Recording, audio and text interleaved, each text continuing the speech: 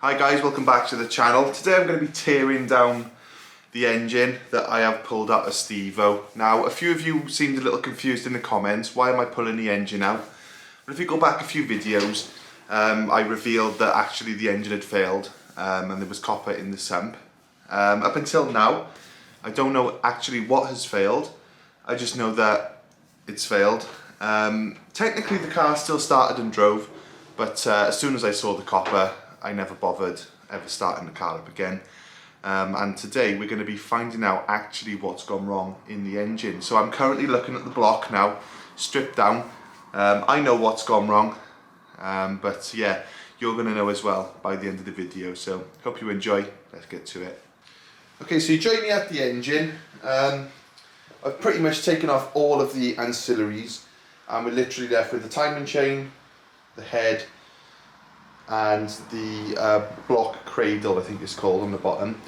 So my goal is today to just tear down the engine, see what's actually failed, what hasn't failed, and basically I can plan my future build then around that. Now I have got a spare block, but I'm hoping this block is usable.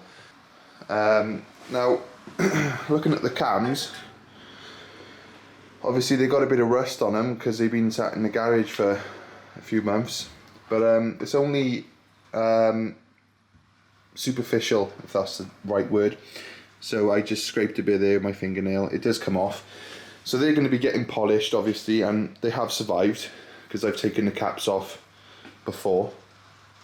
Also, I've noticed when taking the engine and the box out, when I was undoing the engine mount, I had to shine a light down the back. I noticed little marks on the block and gearbox. So the engine and the box have been out before, and I don't think this engine is actually the original engine, although I'm not quite sure how to definitely check that. I will be looking into it, but I don't know what sort of life this car's led, but there's always surprises, even years down the line. So yeah, I don't think the engine's original. So my initial thoughts, I'm quite hopeful. I think most of these parts can be reused, which is no surprise with regards to the cams, because I have previously taken the caps off to see if they were damaged, and they're not. But yeah, coming down here, we got a brand new timing chain, brand new guides, brand new tensioner, brand new oil pump chain and guides. I'm planning on reusing these. They've literally got a couple of 100 miles on them, and as you can see, if I shine the light on them, they're literally spotless, so there's no metal shavings or nothing, and they're very easy to clean. So I'll just reuse them, I'll clean them, and I'll put them in the next engine.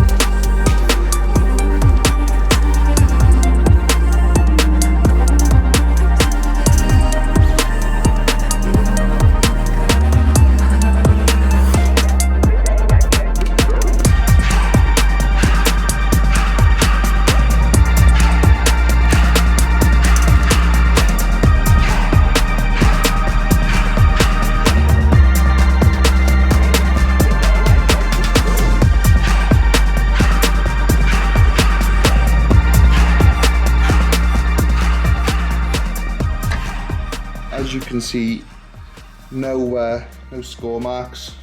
You can see lines obviously because they do turn, don't they? But there's no score marks on any of the surfaces.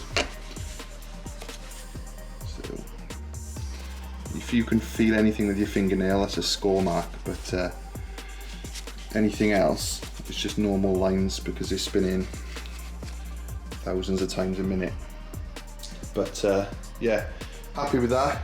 They're quite expensive, obviously, camshafts, and they're pretty much brand new, so it'd be a shame if I had to replace them, but I haven't. So we'll pop them out now, and then we'll whip off the cylinder head.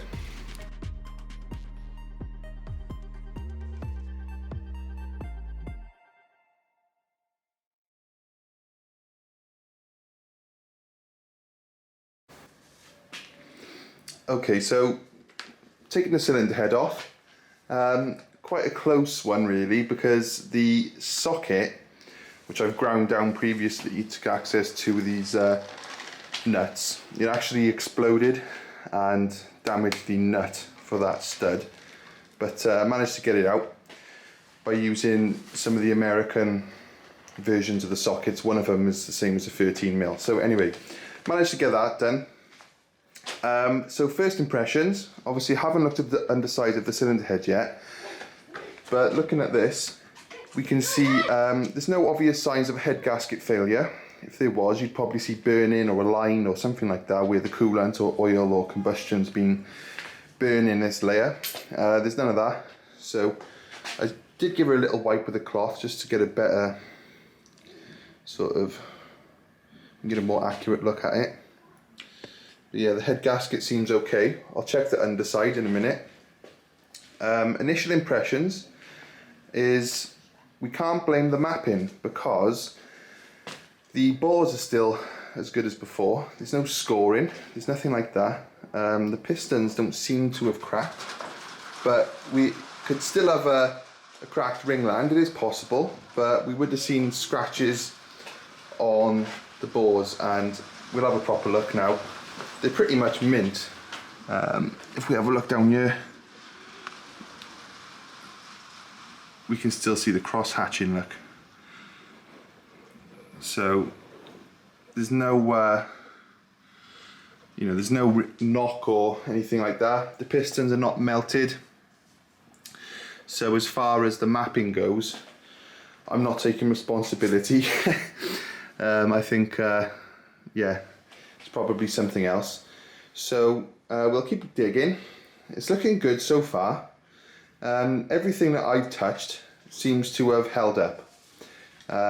So I'm taking a bit of comfort in that. This is the other side. There's no signs of head gasket failure. So that would be like, how could that have contributed to the problem? Well, if coolant was getting into the oil or vice versa, then we might have had a problem with lack of lubrication, but that's not the problem. So again, it's looking a bit more positive. I could have a spare block at the end of this. Yeah, the surface is fine. There's no signs of head gasket failure, melted aluminium, cracks or anything like that. All the liners seem perfect. There's no ovaling. All the bores are perfect. So hopefully it hasn't spun a main. I'd much rather it be a rod that's gone than a main bearing, but it wasn't knocking, so I think it's probably a main, and that could be the end of this block. But we're going to have to just turn it over now and find out. But before I do that, I'm going to attempt to hold this cylinder head up so we can have a look at it. Same story on the cylinder head. As you'll know, I rebuilt the cylinder head. I done new Supertech valve springs, dual valve springs and retainers. I also re-shimmed all the valves and fit new camshafts. As you can see, there's no damage to the head. So basically the work I did there, pushing the power and the boost that we were, it hasn't done any damage, so the work I done to the head has held up, so that's good.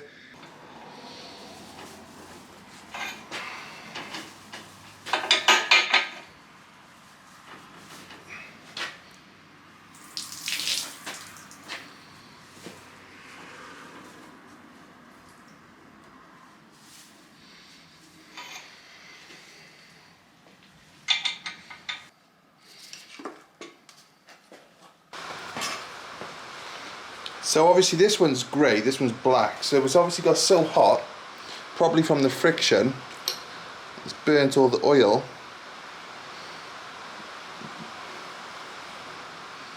But yeah, it's definitely spun a bearing on that rod. which is actually a good thing because the rod can spin a bearing. It might kill the crank, but it's not going to kill the block, which is the most expensive part of the engine. Blinking heck, that's proper spun.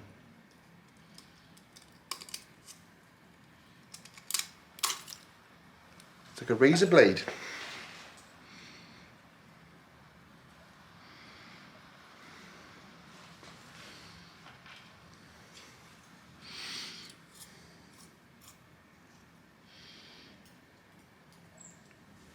So all the copper is very soft and it's quite forgiving. But this steel stuff is what is the last sort of line of defense when this bearing is self-destructing. And even though it's spun, you can feel like grooves in the crank, but I don't think they're very deep at all. I don't know how they're coming across on camera. There's a lot of debris on that journal, but yeah, I think that will probably might be able to polish or even grind that out. I don't know. I'll have to have a look what the machine shop say. So this is the next one over.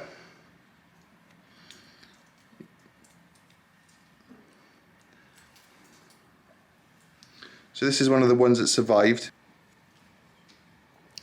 That doesn't feel particularly healthy. Oh, look it. You can feel scores on the bearing, but the crank on that journal has survived. It does appear that this is the worst bearing, the one that's spun. Then they slowly get it better and better. Ah, darn it, the block's dead. It wasn't just the rod. It was two mains. That's disappointing. So, here's the rod that's dead. You can see all the metal there. And it's spun, so the tabs on the bearings have actually gone and cut into the main surface. And there you can see they're all deformed. So this is what So that's what a main is supposed to look like. Nice little tab. And this is what that one looks like. So lack of lubrication. The bearings have actually caught onto the crank and they've then spun then where they're not supposed to against the block. So that's really gutting, because a block we can carry on without the rods. We can buy a rod or two and balance them, but if the block's dead, then it's dead. So that's very disappointing. I was almost celebrating the fact I could just put a new crank and bearings in there and call it a day, but yeah, that's not going to happen now. So yeah, I don't know what the cause of death is, to be honest. At least it goes to show that the problem is not isolated to the work that I did. So I touched these when I did the rod job, those 4 bearings. So 3 out of 4 of them are still in good condition, but then so are these mains. The problem is that main has spun, that main has spun, and that rod has spun. So I'd imagine we've lost lubrication, or there's been some oil starvation, because if I hadn't done the tolerances properly, we would have lost lubrication to one bearing, or one bearing would have spun. But the fact that it's the 3 in line that are the first 3 bearings that get oil from the crank, from the oil pump, and then these ones have survived. If the pump had sucked air up or anything like that, it would have gone through these. So yeah, that's pretty much that. The engine's dead. It's not reusable. So yeah, there's no point wasting any more time by even looking at it. Yes, so I pretty much said from the get-go the main bearings had spun. I was a little bit disorientated and tired in that clip you just saw. the 3 bearings furthest away from the oil pump have failed. That to me is no coincidence. It's obviously suffered a drop in oil pressure or oil starvation, and they are the last bearings to get oil, so they're the ones that dried out and obviously spun. So I don't know what caused it. I've took apart the oil pump. It's such a basic design, it's hard to imagine it could ever fail. It looks to be working. It's literally a cog and a shaft. I mean, there's not much to it. So I can't see the oil pump failed. I had the Moroso baffled sump on there. The oil level never dropped. The only thing I can think of is perhaps that sump's not as good as I thought it was, because the car's only running 80 or 8 hours, so they're not the stickiest tyres in the world, and it's starved of oil. So yeah, not really impressed with that. I don't know what to blame. Was it going to go anyway? Was it the sump? Was it the pump? I don't know. But what I do know is, sadly, doesn't matter how good condition those bores are, the rings, pistons, if you've spun a main bearing, the engine's pretty much a write-off. So got to source a complete new engine now. I do have a block at the back of the garage. Now I don't want to be dragging this rebuild out over months. I'm literally tomorrow, 5 in the morning, I'm setting off to a specialist who deal in engines and dart and sleeves, and they're going to give me a full inspection, and if it passes they're going to do loads of work on the Evo 10 block, what I've got over there, the dart and sleeve block. With the block that's actually been pulled out of Stevo, I have actually spoken to them about perhaps welding in those little grooves that have been taken out, then line honing it and repairing it like that. That is an option. It's generally not the done thing. People would say just go and get another block, but you know, we're not talking a couple of quid for a block. I was looking earlier at Citroen C2 with my friend, and you can get a whole engine delivered for like £80. But just a bare block for an Evo 10, you're talking 2.5 grand. So for me, it's like, I'd like to try and save that block if I can, even if it's just a spare, an emergency engine at the back of the garage. But it would not be my first choice. I'm going to attempt to use that sleeve block. So that's the plan going forward. I don't know how extreme I'm going to go on pistons, rods and stroker kit. I haven't got a clue how much I want to spend yet. I just know I want this engine fixed, I want the car running, and I want it running fast, because I don't like being in a state of having millions of parts everywhere. It's quite, you know, it's a little bit stressful, like, so I just want to get it all done now. So yeah, that's the plan. Sadly, Stevo's engine's completely dead. But yeah, we're not hanging around. I'm not giving up on it, and I'm going to get it fixed. So stay tuned, and I'll update you when there's some progress. Cheers, guys.